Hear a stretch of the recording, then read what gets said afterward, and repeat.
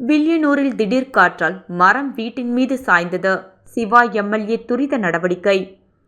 வில்லியனூர் தொகுதி ஒதியம்பட்டு ரோடு திருக்காஞ்சி செல்லும் சாலையில் அமைந்துள்ள குரவர் பகுதியில் வசிக்கும் ரமேஷ் ரதி தம்பதியரின் ஓட்டு வீட்டின் மீது மற்றும் மூர்த்தி நகர் ரயில்வே கேட் பகுதியில் குரவர் குடியிருப்பில் வசிக்கும் பத்மா தங்கராஜ் குடிசை வீட்டின் மீதும் இன்று மாலையடித்த பலத்த காற்று மற்றும் மழை காரணமாக மிகப்பெரிய மரம் சாய்ந்து வீடு முழுவதும் சேதமடைந்தது.